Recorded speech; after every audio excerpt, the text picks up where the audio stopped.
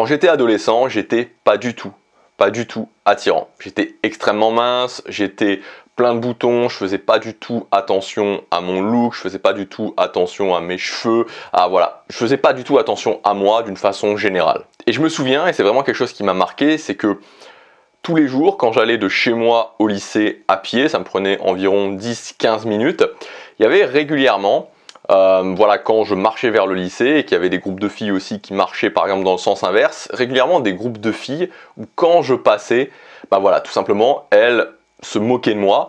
Et c'était quelque chose qui était assez difficile à vivre. Comme vous pouvez l'imaginer, à l'intérieur, ça fait assez mal. Un petit peu comme une cocotte minute qui est prête à exploser. Et cette explosion, en fait, elle est arrivée le jour où j'ai eu le courage de trouver une fille qui me plaisait vraiment.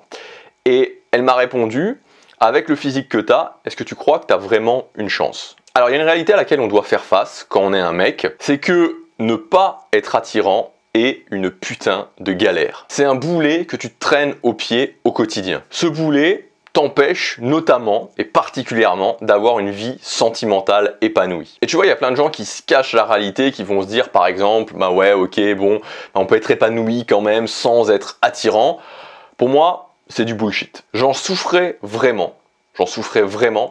Et j'ai pris ce chemin d'essayer de devenir plus attirant. Et aujourd'hui, je dis pas que je suis le mec le plus attirant de la planète, loin s'en faut, mais j'ai pu évoluer. Et ce que je peux te dire, c'est que la vie est bien plus simple. La bonne nouvelle, c'est que tout le monde peut le faire. Tout le monde peut prendre ce chemin, tous les mecs peuvent prendre ce chemin de devenir plus attirant. Je vais t'expliquer dans cette vidéo exactement comment. Je vais t'expliquer les 9 choses extrêmement concrètes que tu peux mettre en place dans ta vie dès aujourd'hui pour devenir plus attirant. Ça concerne le physique, bien sûr, mais pas que. On va y revenir. La première chose, c'est que je t'invite à t'imaginer toi en plus attirant. Version plus attirante, version très attirante. Comment serait ta vie ? Comment serait ta vie sentimentale ? Quelle porte tu penses que ça pourrait t'ouvrir ? Alors ça peut paraître ridicule de faire ça, mais c'est vraiment la première étape. Et moi, c'est ce que j'ai fait il y a quelques années en arrière. L'expérience douloureuse que je t'ai racontée avec cette fille en particulier, où j'avais un physique qu'elle ne pouvait même pas envisager, je me suis dit ok, tu vois, c'était vraiment le but que j'avais à cette époque-là. Je me suis dit, je veux pouvoir aller voir une fille et qu'elle m'envisage. Voilà, je veux pouvoir arriver à ça. Je voulais pas forcément être extraordinaire, mais pouvoir arriver au niveau où une fille pouvait au moins m'envisager. Et je t'encourage vraiment à faire ce travail parce que si tu laisses couler, et c'est une possibilité, il y a des gens qui choisissent de laisser couler, ça mène à quoi finalement ? Ça mène à plein de choses pas cool. La frustration, la colère, voire même la haine du sexe opposé ou des gens qui ont du succès. L'isolement social et aussi des problèmes de santé parce qu'on n'est pas fait pour vivre dans l'abstinence. Et justement par rapport à ça, tant qu'on est, cette vidéo c'est un sujet un peu polarisant et tant qu'on est dans les sujets polarisants, autant aller vraiment dedans et je voudrais quand même souligner particulièrement ça parce que vraiment je fais cette vidéo dans le but d'aider. Cette vidéo s'adresse plus aux mecs parce qu'évidemment je me sens beaucoup plus légitime pour donner des conseils aux mecs vu que je suis un mec, mais il faut comprendre qu'il y a une grosse différence entre les hommes et les femmes. Pour la plupart des filles, c'est pas vraiment un problème d'avoir une relation sexuelle. C'est-à-dire qu'il suffit simplement d'aller parler à des filles qui sont célibataires, simplement de leur poser des questions, et elles vont rapidement te dire qu'elles sont célibataires et qu'un plan cul, ça les intéresse pas du tout. Elles veulent pas ça, elles veulent pas un plan cul parce que, une relation sexuelle comme ça d'un soir, elles savent bien comment l'obtenir. C'est pas vraiment un problème pour elles. Donc elles sont célibataires et c'est pas ça le problème. Elles cherchent une relation longue durée. Mais par contre, pour un mec, c'est une toute autre histoire. Il y a plein de mecs qui sont puceaux à 20 ans, j'en faisais partie, et même après. Et il y a plein de mecs qui sont dans un désert sexuel et qui voient pas comment en sortir. Parce qu'ils se trouvent pas attirants, parce qu'ils ont eu des mauvaises expériences et parce qu'ils ont en tout cas ce sentiment de lire dans le regard des femmes cette image d'un homme qui n'est pas attirant. Et donc tu peux débloquer tout ça en travaillant sur ton attirance. Prendre ce chemin, réussir à te prouver que tu es devenu plus attirant et vivre une vie sentimentale et une vie sexuelle épanouie. Alors avant de voir les points spécifiques, j'aimerais simplement te donner un petit peu le concept qu'il y a derrière tout ça. Un concept, comme d'habitude avec moi, qui est assez pragmatique. J'aime bien les choses pragmatiques, les choses terre à terre. Et c'est ce que j'appelle l'échelle de l'attirance. Donc l'échelle de l'attirance, c'est tout simplement le fait qu'on peut établir une attirance avec une note pour tout le monde sur 10, qui va de 1 sur 10 à 10 sur 10. 1 sur 10 étant le moins attirant, 10 sur 10 étant le plus attirant. Et on peut mettre le niveau 6 sur 10, le niveau où une femme va m'envisager pour une relation. Alors ça ne veut pas dire que je suis l'homme le plus attirant de la planète, mais ça veut dire que si j'arrive à 6 sur 10, ok, j'aurai coché cette case, je suis un homme suffisamment attirant pour qu'une femme m'envisage pour une relation. Et d'une façon générale, je pense que n'importe quel homme peut gagner 2 points sur 10, que en travaillant un petit peu plus intensivement, on peut gagner 3 points sur 10 et en s'arrachant, on peut gagner 4 points sur 10. Donc tu vois, finalement, peu importe de là où tu pars, il y a de la marge pour arriver à ces 6 sur 10. Deuxième chose, dans le sens d'une relation court terme, ça ne veut pas dire forcément pour une nuit, mais ça veut dire une relation où voilà, j'envisage pas directement la personne pour me marier, on peut diviser l'attirance masculine sur 3 points, le physique au sens large, les skills sociaux, l'aisance sociale et qu'est-ce que je suis en tant qu'homme. Et c'est en général dans cet ordre que ce sera évalué. On est parti pour les points à travailler. Premier point, tout simplement, le corps. Quand je cherchais à devenir plus attirant, je lisais pas mal de livres qui justement regroupaient des études sur, voilà, c'est quoi un homme plus attirant, c'est quoi une femme plus attirante.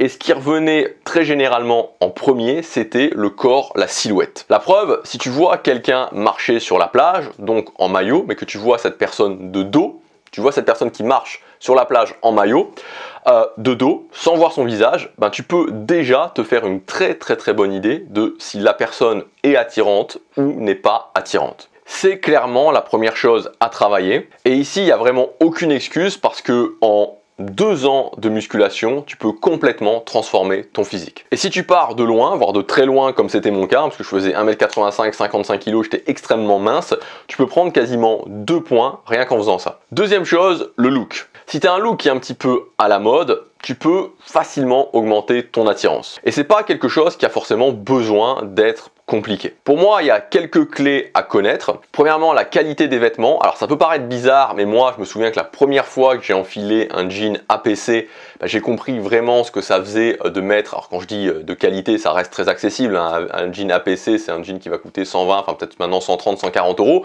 donc c'est plus cher forcément qu'un jean H&M ou Zara, mais très clairement, il vaut mieux acheter un jean par an à 120, 130 euros, 100, 120, 130 euros, plutôt que 3 jeans par an à 30 ou 40 euros. La qualité des vêtements, ça fait une vraie différence sur le visuel ensuite quand tu le portes. En photo, t'as pas l'impression, mais quand c'est en réalité, c'est le cas. Deuxième clé, c'est le fit, c'est-à-dire la coupe des vêtements.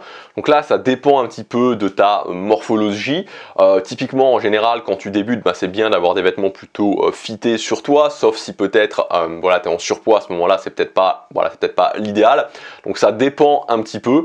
Mais typiquement, partir sur des coupes relativement fitées, mais sans être trop, donc plutôt semi-slim par exemple pour les jeans, c'est un bon point pour démarrer. Et enfin, troisième point, c'est les couleurs, tout simplement parce que voilà, la plupart des gens, c'est pas que les mecs, même si les femmes en général elles sont beaucoup plus douées pour s'habiller que les mecs et savent beaucoup mieux manier les couleurs, mais la plupart des mecs vont souvent pas faire vraiment attention aux couleurs, s'habiller souvent aussi avec beaucoup de noir et avec quelques assemblages de couleurs, voilà, sans être, voilà, sûrement pas d'être un arlequin, mais avec quelques assemblages de couleurs un petit peu différents du noir ou du gris, voire même du bleu, tu peux avoir quelque chose d'assez sympa. Troisième point, le visage / le grooming.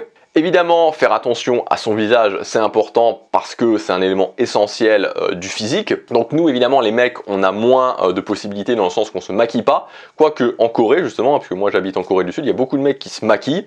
Enfin bon, bref, c'est pas le sujet. Mais même sans se maquiller, on peut largement augmenter notre attirance au niveau du visage. Donc ça passe évidemment par la coiffure, ça passe aussi par les sourcils, faire attention à ses sourcils, ça passe par la barbe et ça passe par le soin du visage en général. Maintenant qu'on a vu l'aspect physique, quatrième chose, devenir à l'aise avec l'inconfort. Il n'y a rien de plus attirant qu'un homme où il y a cette espèce, c'est-à-dire que il y a aussi beaucoup de choses qui se passent et qui sont un petit peu, je pense que tu as déjà ressenti ça, ça peut être chez un homme, ça peut être chez une femme, c'est cette espèce de, tu vois, d'énergie qui émane. Et il n'y a rien de plus attirant finalement qu'un homme qui a cette espèce d'émanation en lui qu'il est confiant. Et on l'a tous déjà entendu, un homme attirant, c'est un homme confiant. Sauf que, voilà, être confiant, ça n'arrive pas comme ça. Être confiant, c'est avant tout, en tout cas moi, c'est vraiment la vision des choses que j'ai, c'est arpenter le chemin de l'inconfort. Et donc, pour devenir sûr de toi en tant qu'homme, ton meilleur allié, c'est d'aller vers l'inconfort. Voilà, devenir à l'aise avec l'inconfort. Et pour devenir à l'aise avec l'inconfort en général, il n'y a pas de secret, faut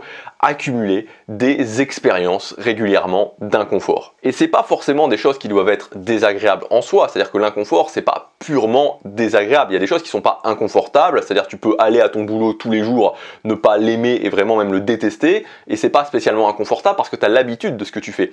Par contre, tu peux te dire, ok, il y a ce voyage solo que j'aimerais bien faire, ça t'attire quelque part, mais il y a un petit peu cet inconfort de faire justement ce voyage tout seul.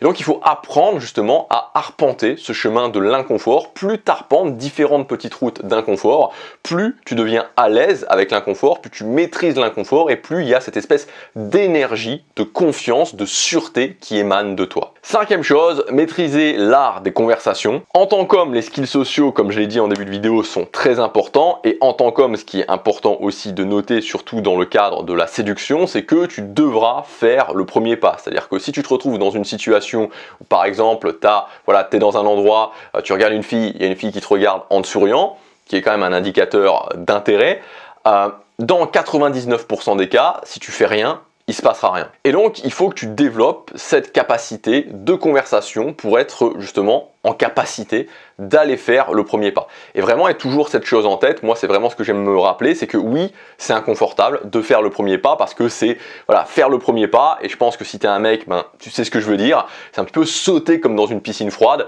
tu sais jamais voilà, tu sais jamais, ça peut paraître bizarre de dire ça, mais c'est jamais ce qui va t'arriver, tu sais jamais, alors peut-être qu'il y a des mecs qui sont au-dessus de ça, mais pour les mecs qui ont une base, comme moi, de réserve, de timidité et de mal-être aussi par rapport à leur attirance, ben voilà, et peut-être que les filles aussi, ça leur semble un petit peu bizarre. S'il y a des filles qui regardent cette vidéo, ça leur semble un petit peu bizarre, mais quand tu es un mec et que tu vas voir une fille que tu connais pas, finalement tu te dis toujours, tu sais jamais à quelle sauce tu vas te manger un peu. Alors oui, ça peut paraître bizarre, mais c'est un petit peu le cas.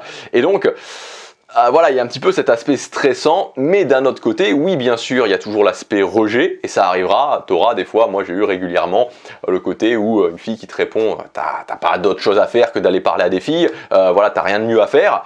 C'est pas très agréable, mais tu peux aussi avoir, et t'en auras, et sûrement beaucoup plus que des mauvaises expériences, des expériences agréables, et ensuite, ben voilà, tu sais pas ce qui peut se passer à chaque fois que tu vas parler à une fille que tu connais pas. Sixième chose, l'enthousiasme, l'énergie, et au-delà de ça, l'aspect d'avoir une vision positive des choses. C'est pas du tout attirant, les gens en général, hein, mais bon, les mecs en particulier, puisque c'est le sujet de cette vidéo, qui ont une vision négative des choses, il n'y a rien qui va, le monde ne va pas, tout va s'écrouler, etc., etc. On n'a pas envie, mais voilà, on n'a pas, personne n'a envie d'avoir autour de lui, autour d'elle, surtout quand c'est dans le cadre d'une relation de couple, quelqu'un qui est négatif. Ça fatigue tout le monde, ça n'apporte aucune valeur. Le négatif n'apporte aucune valeur. Donc, sachant que de toute façon, c'est pas un point de vue objectif, c'est-à-dire que de voir les choses d'une façon négative ou positive, il n'y a pas d'objectivité dedans, c'est un choix.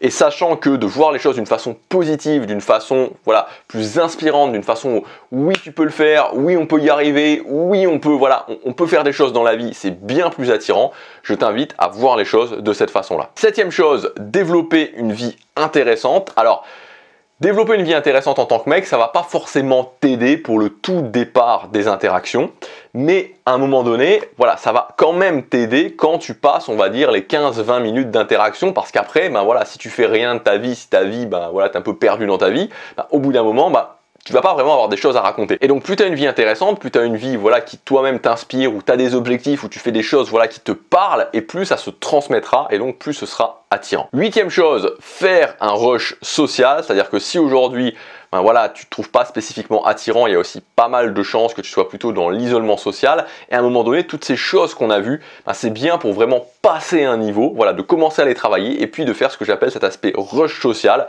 et donc de te dire, ben les 6 prochains mois de ma vie, par exemple, ben je mets le social en priorité, c'est-à-dire que je vais faire des activités, je vais faire des meet-ups, je vais essayer de sortir un maximum pour pouvoir justement m'exposer à tout ça, travailler tout ça, gagner un maximum d'expérience, et finalement, devenir à l'aise avec le social, parce que vraiment le social aussi, au-delà même de l'aspect séduction, c'est une activité, c'est-à-dire que si aujourd'hui, je sais pas, tu vois, tu veux devenir à l'aise avec le tennis, bah, tu vas aller sur un terrain de tennis et tu vas pratiquer le tennis.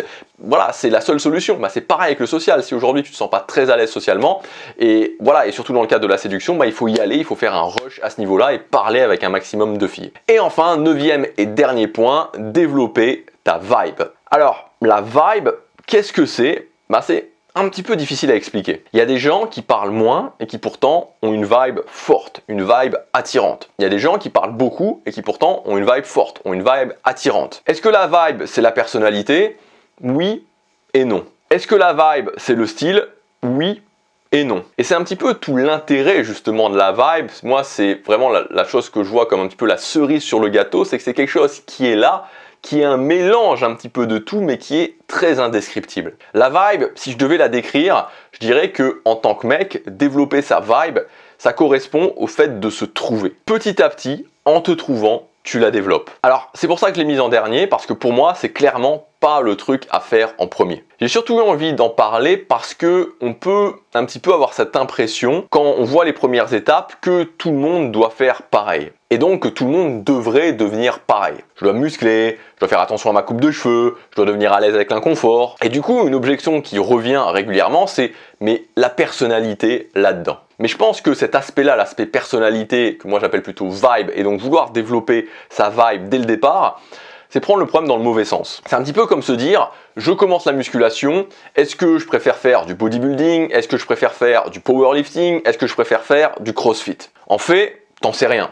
Tout simplement parce qu'il faut que tu te trouves, il faut que tu essayes et que sur le chemin, que tu te découvres et que sur le chemin, que tu décides ce qui te correspond le mieux. Quand j'ai démarré ce travail d'essayer de devenir plus attirant, j'avais 20 ans. Et objectivement, je me connaissais pas du tout. Je savais pas qui j'étais. J'ai commencé à me construire en partant des premiers piliers que je vous ai donnés. Le physique, le look, les skills sociaux, affronter l'inconfort. Et petit à petit, ces expériences m'ont fait commencer à me trouver. Et petit à petit, en me trouvant, j'ai pu développer ma propre vibe. Voilà pour cette vidéo, j'espère qu'elle t'aura aidé. Évidemment, tu as tout à fait le droit de ne pas être du tout d'accord avec ce que je dis. Je sais que probablement certaines personnes ne seront pas du tout d'accord, c'est mon opinion, voilà, basée sur ce que j'ai pu faire. Voilà, c'est ce que je pense, mais si t'es pas d'accord, c'est tout à fait ok. Je sais que c'est un sujet relativement polarisant. Dans tous les cas, et ce que je veux dire, c'est que ce qui est certain, c'est que les piliers que je t'ai donnés ne peuvent que te rendre plus attirant. Si tu t'engages à faire 2 ans de musculation, ça ne pourra que te rendre plus attirant. Si tu développes tes skills sociaux, si tu deviens à l'aise avec l'art de la conversation, ça ne pourra te rendre que plus attirant. Si tu deviens à l'aise avec l'inconfort, ça ne pourra te rendre que plus attirant. Dans tous les cas, je pense que c'est toujours bien de tester, vraiment de tester par l'action et ensuite de voir. Si tu veux aller plus loin, j'ai une formation gratuite qui s'appelle Dynamique sociale décodée. On prend 1 heure dans cette formation pour voir vraiment les fondations des dynamiques sociales pour changer radicalement ta vision des dynamiques sociales. C'est dans la description, tu as aussi d'autres choses dans la description, tu peux regarder. Voilà, je te laisse regarder ça, je te dis à tout de suite dans la formation si tu la visionnes et à demain pour la prochaine vidéo. Passe à l'action, chaque jour compte.